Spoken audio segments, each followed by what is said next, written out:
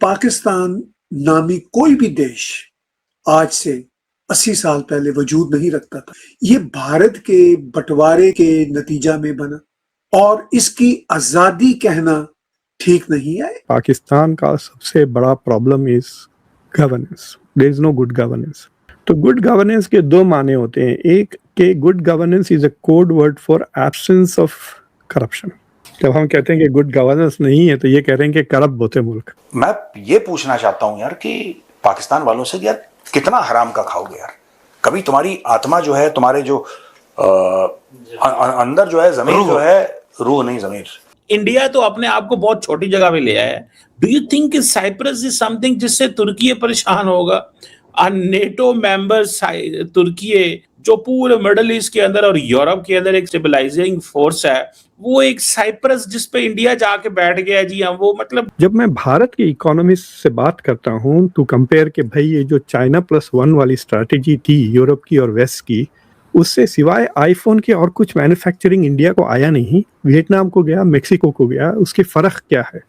تو سب کہہ رہے ہیں کوالٹی آف ایجوکیشن. آپ کو پتا ہے کہ امریکہ کی نیشنل انٹیلیجنس کی ہیڈ تلسی گبارڈ اس کی چھٹی کرائی گئی ہے. ابھی پتہ ہے آپ کو وہاں امریکہ کے اندر ان کے خلاف کیا نئے خبریں نکل رہی ہیں؟ کیا کہ تلسی سب سے بڑے سپورٹر RSS. بھارت اور پاکستان میں 14 اور 15 اگست کو 80ویں آزادی دیوس منائی جا رہی ہے, جہاں ایک طرف بھارت میں خوشی کا ماحول ہے اور بھارت میں جشن سے اسے منایا جا رہا ہے, تو وہیں پاکستان میں اس دن کو کالا دیوس کی طرح دیکھا جا رہا ہے کیونکہ وہ غلام ہے. ایسا اس لیے کیونکہ پاکستان ملٹری نے پورو PM عمران خان کو امریکہ کے کہنے پر جیل میں ڈال رکھا ہے کیونکہ اسے امریکہ کو ایبسولوٹلی ناٹ کہہ دیا تھا. اور 14 اگست سے کچھ دن پہلے پاکستان سے عمران خان کو لے کر بری خبر آ رہی تھی کہ وہ مر چکا ہے. PM مودی نے لال قلعے میں کھڑے ہو کر بھارتیوں کو سوتنترتا دیوس کی بدھائی دیتے ہوئے کہا کہ بھارت جلد ہی 2047 تک ایک سپر پاور اور وکست دیش ہوگا جس نے آپریشن سندور میں میڈ ان انڈیا ہتھیاروں سے پاکستان کے دانت کھٹے کر دیے تھے,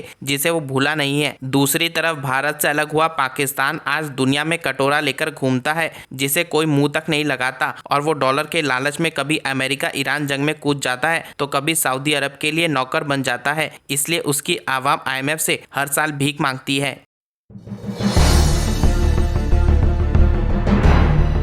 کیا واقعی ایسا ہے پاکستان نے یہ 79 یا 80 ایئرز میں کچھ اچیو کیا ہے, یا بس ہم صرف قرضوں پر ہی رہ رہے ہیں اور دوسروں کی لڑائیاں لڑ رہے ہیں؟ تو دیکھیے, میں نے پچھلے 8-10 دن میں 2 پرومیننٹ پاکستانیوں سے لمبا انٹرویو لیا ہے. مشاہد حسین صاحب آپ نے دیکھا ہوگا, اور پھر کل میں نے کامران بخاری سے تقریباً 1 گھنٹے کا انٹرویو لیا. تو میں نے کامران سے پوچھا, بھائی کامران یہ 80 سال 79 ایئرز میں آپ لوگوں نے کیا اچیو کیا؟ تو میں سمجھا تھا کہ یوزلی جو اسٹینڈرڈ آنسر آتا ہے پاکستان کی طرف سے کہ ہم نے نیوکلیر پاور بن گئے, we are now a nuclear power. تو ایکچولی کامران نے وہ نہیں کہا. کامران نے کہا کہ یہ ایک ہمارا اچیومنٹ یہ ہے کہ سروائیو کر رہے ہیں کہ ابھی تک. سو دس از اے بگ اچیومنٹ کہ in spite of all the headwind, سارے پریشانیاں مشکلات کے باوجود سروائیو کر رہے ہیں. جب میں مشاہد حسین صاحب سے بات کیا تو میں نے ان سے پوچھا کہ بھائی ایسا کیسا ہے کہ بھائی آپ انٹرنیشنل اسفیئر میں ہیرو بٹ ڈومیسٹک اسفیئر میں زیرو ہیں. تو شاید ان کو وہ بات اچھی نہیں لگی, لیکن انہوں نے کہا کہ آخر میں کہا کہ بھئی آپ بڑے ہو کے کیا بننا چاہتے ہو. تو انہوں نے کہا کیا بات کر رہے ہیں, ہم آلریڈی بڑے ہو گئے, we are all grown up, we are now mature, کہ ہم اب انٹرنیشنل. تو یہ جو ڈپلومیٹک اچیومنٹ ہے پاکستان کا کہ وہ میڈیٹ کر رہا ہے ایران کو لے کر, اور دیکھیے دس از یہ اڑتی چیز ہے. یہ بہت آسانی سے جو چیزیں حاصل ہوتی ہیں نا وہ آسانی سے چلی بھی جاتی ہیں, کہ یہ these are all Donald Trump کی عنایتیں ہیں. دیر از نتھنگ, اسے پاکستان کا کچھ اچیومنٹ نہیں ہے کہ ٹھیک ہے وی فار واٹ ایور ریزنس ہم نے پاکستان ڈونلڈ ٹرمپ کے ساتھ رشتہ بہتر کر لیا. So yes okay you manage Trump better than India manage Trump, but that is not improving the quality of life of Pakistanis. نہ آپ زیادہ سیکیور ہو گئے, نہ آپ زیادہ رچ ہو گئے. तो जो सब्सटेंटिव डेवलपमेंट्स हैं पाकिस्तान का, उसका कुछ असर नहीं नज़र आ रहा। अब थोड़ा बहुत नज़र आ रहा है जो ईरान वॉर के बाद अगर आप देखें कि you have gain more support from Saudi Arabia but you have lost support from UAE. तो यूएई ने जो 3 बिलियन मंगा लिए वापस, वो सऊदी अरब ने आपको दे दिए। So but that is not a solution to anything. देखिए वो कहते हैं ना कि आप रोज़ मरहा मुझे मछली देने के बजाय मुझे फिशिंग सिखा दें, दैट इज़ बेटर, ताकि मैं खुद फिश कर सकूं रादर देन आपके पास से चंदे में फिश। तो जो डिस्कशन था दोनों मुशाहिद हुसैन को मैंने मैं अदब के दायरे में रहते हुए पुश किया। कामरान तो मेरे बहुत अच्छे दोस्त भी हैं, but in the end both agreed with me कि पाकिस्तान का सबसे बड़ा problem is governance. There is no good governance. चौर साहब 14-15 अगस्त आ रहा है।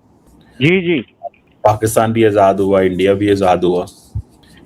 क्या चौर साहब हम बात नहीं कर सकते, हम आगे की तरफ नहीं जा सकते? एक तो ये भी आपसे बात करनी है। दूसरा चौर साहब, ये हालात अब इस तरह के हो गए हैं कि पाकिस्तान ने मक्का एग्रीमेंट कर लिया, ठीक है जी, और इस चीज़ को उन्होंने ज़ाहिर बात है, अब an attack on one is an attack on other. India के लिए ये भी बहुत बड़ा चैलेंज बन गया। कैसे देखते हैं कि हमें तो एक अच्छी नेबरहुड होनी चाहिए थी, मामलात अच्छे होने चाहिए थे, लेकिन हम जो है वो चीज़ें थोड़ी डिस्टर्ब होती नज़र आ रही हैं। इस पे क्या कमेंट करेंगे चौर साहब? आपका मैंने कहा आज आपसे जो है वो रिक्वेस्ट की जाए। जी, thank you very much Cheema साहब। तो आपने कहा कि इंडिपेंडेंस डे आ रहा है, रिफ्लेक्ट करने का, इंट्रोस्पेक्शन करने का कि इतने साल हो गए हैं, कितने 79 ईयर्स हो गए हैं आज़ादी को, और आज भी जो है हमारे हालात सुधरे नहीं हैं कि हमारी आबादी की अक्सरियत गुर्बत में ज़िंदगी गुजार रही है और हमारा शुमार मोस्ट इलिटरेट कंट्रीज़ जो हैं, 25 मोस्ट इलिटरेट कंट्रीज़, उनमें होता है। इतने हमारे बच्चे स्कूलों से बाहर हैं, हमारे इतने बच्चे 40% of our children are facing stunted growth. तो ये एक मोमेंट ऑफ रिफ्लेक्शन होना चाहिए हर सोचने समझने वाले बंदे के लिए, और इससे हमें कोई सबक सीखना चाहिए कि मुल्क बनाने का मकसद जो है वो दुश्मनी निभाना तो नहीं था ना, अपने अवाम को अच्छी ज़िंदगी देना था। तो उस तरफ हमें आना चाहिए, जैसा कि पिछले दिनों हमें सुनने को मिलता था कि हम जियो स्ट्रैटेजी से जियो इकोनॉमिक्स की तरफ चले गए हैं, लेकिन उसका कोई अमली प्रूफ हमें नहीं मिला, कोई सबूत नहीं मिला। तो वो वाकई हमें जियो इकोनॉमिक्स की तरफ जाना चाहिए। जहाँ तक मक्का एग्रीमेंट का ताल्लुक है, तो आप खुद माशाल्लाह बड़े एक्सपर्ट हैं इन चीज़ों पे, तो यू नो वेरी वेल। तो मेरा नहीं ख्याल कि इंडिया में कोई ऐसा अलार्म है कि मक्का एग्रीमेंट हो गया है तो हमारे लिए कोई ख़तरा है। तो जहाँ तक ये जो बात है कि जी attack on one is attack on everybody, तो ये मेरे ख्याल में लफाजी ज़्यादा है, हकीकत से इसका ताल्लुक इतना नहीं है। तो आपके इल्म में है कि जैसे हौसियों ने हमला किया सऊदी अरेबिया पे, तो उस पर क्या रिएक्शन आया? पाकिस्तान ने क्या उन पर डिक्लेयर कर दी जंग, या टर्की ने जंग डिक्लेयर कर दी? टर्की के तो अभी तक भी देखिए, ये भी अभी तक क्लियर नहीं है कि ये है किसके खिलाफ। Is it against Israel, is it against Iran? तो किसके खिलाफ है ये एग्रीमेंट और क्या मकसद क्या है इसका? और टर्की को किससे खतरा है?